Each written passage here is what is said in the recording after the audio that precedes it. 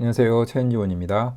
오늘은 농지 투자에 레버리지를 사용해야 하는 이유에 대해서 설명을 드려볼까 합니다. 사실은 레버리지가 부자가 되는 지렛대 역할을 하기 때문에 굉장히 중요하다는 이야기를 하지만 지금의 아파트 시장을 보게 되면 아시는 것처럼 또는 주식 시장에서 레버리지를 사용하는 경우를 보면 아시겠지만 하락장이 왔을 때 이 레버리지를 견디지 못하고 오히려 레버리지가 독이 되는 경우도 굉장히 많습니다.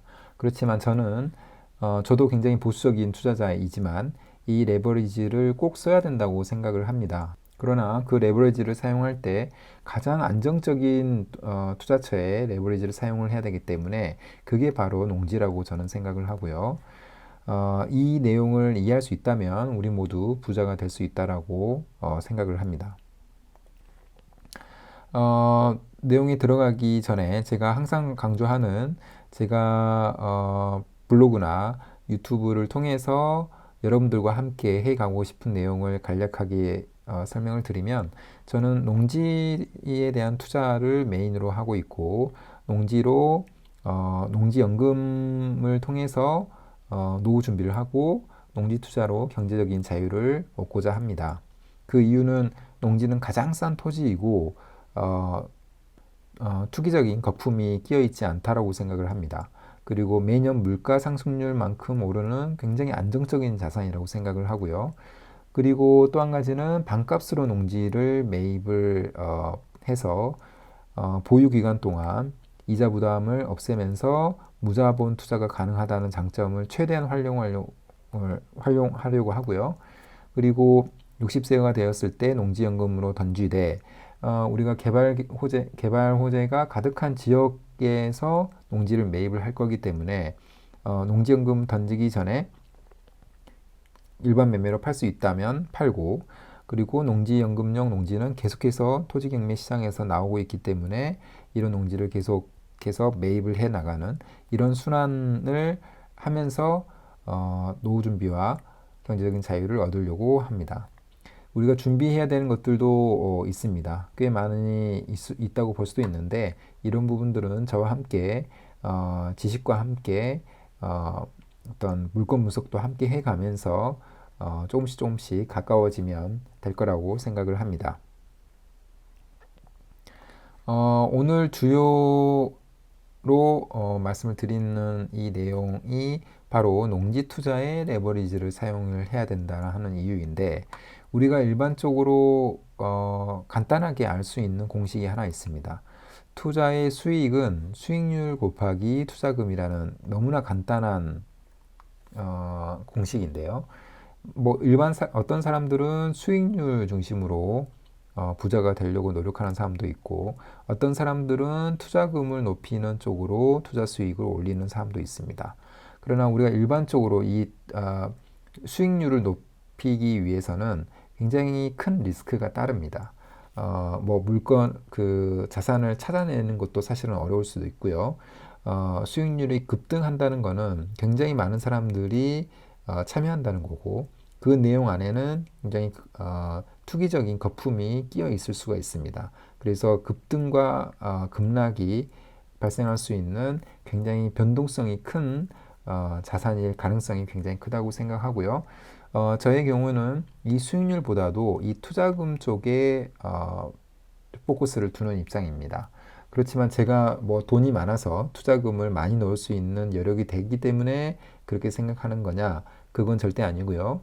저는 안정적인 자산을 찾은 다음에 거기에 레버리지를 사용해서 투자금을 높이고 수익률은 항상 플러스가 될 수 있는 자산을 찾는다는 가정이기 때문에 이 둘의 고빈 투자 수익은 높여서 부자가 될 수 있는 이 방식으로 진행을 하려고 합니다. 그러면 제가 설명드린 것처럼 투자금을 많이 넣으려면 굉장히 안정적이어야 되는데 그 안정적인 우상향하는 자산이 바로 저는 농지라고 생각을 합니다. 지난 시간에도 설명을 드린 것처럼 과거에서부터 지금까지 이 아파트 가격의 변동폭을 보시면 정체기도 있었고 굉장히 급등하는 구간도 최근에 있었습니다. 그러나 이 급등이 있고 난 이후 급락하는 작년과 올해의 모습도, 올해는 뭐 조금씩 상승을 하지만 작년의 모습도 볼 수 있었습니다. 그래서 이렇게 크게 변동을 하는 자산에 우리가 레버리지를 쓰기는 굉장히 리스크하다고 저는 생각을 하고요. 그러나 농지 같은 경우에는 2010년부터 2023년까지 이 그래프를 보시면 어떻게 보이시나요? 굉장히 안정적으로 우상향을 하고 실제적으로 떨어진 적이 올해 공시지가 기준으로 올해 딱 한 번밖에 없습니다. 그것도 4에서 5% 정도 수준으로 떨어져서 그 하락폭도 크다고 볼 수는 없고요.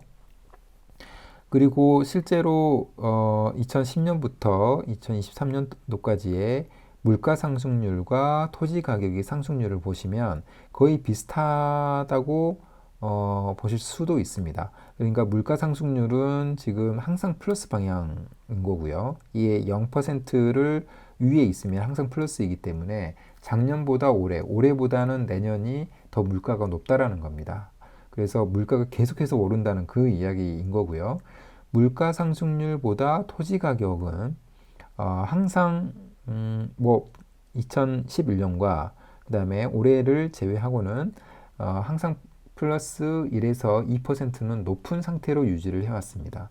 그래서 물가가 2에서 4% 정도 수준으로 변동이 있었다면 토지 가격은 약 한 4에서 6% 수준으로 변동을 해 가고 있는 것을 우리가 확인할 수 있습니다.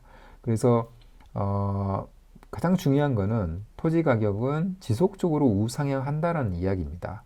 그래서 올해는 조금 떨어지긴 했지만 내년부터는 다시 이 토지 가격은 상승할 수 있다고 보고요. 저 같은 경우에는 이 하락할 수 있는 요인을 더 줄이기 위해서 개발 호재가 가득한 지역 중심으로 토지를 매입을 하려고 생각하기 때문에 이 토지의 가격은 지속적으로 우상향한다라고 생각을 합니다. 그래서 저도 굉장히 보수적인 투자자이지만 레버리지를 사용을 하는 게 부자가 되는 핵심적인 키워드라고 생각을 하는데 동의를 합니다. 그렇지만 아무 자산이나 레버리지를 사용하게 되면 그 리스크는 훨씬 더 커지기 때문에 가장 안정적인 자산을 찾으려고 했고 그게 바로 토지 중에서도 농지라고 생각이 들었습니다. 그래서 농지 투자에 레버리지를 사용하면서 그리고 플러스로 매입을 할 때 반값으로 매입을 해서 매입을 하는 순간 이득이 되게 하고 보유 기간 동안 부담이 없게 하고 수익률은 낮지만 항상 우상향하면서 그 자산이 복리 효과에 맞춰서 우상향할 수 있도록 우상향하게 하는 그런 쪽으로 생각을 하고 있습니다. 그래서 앞으로 그 영상이나 블로그를 통해서 이 농지 투자의 어떤 여러 가지 방법 또는 농지연금 그리고 어떤 특수한 물건에 대해서도 계속해서 여러분과 함께 공부를 하고 물건에 대해서 같이 토론을 해보고 수익률을 계산을 해보는 그런 이야기를 함께 해보고자 합니다. 그럼 오늘 영상은 이것으로 마무리하겠습니다. 감사합니다.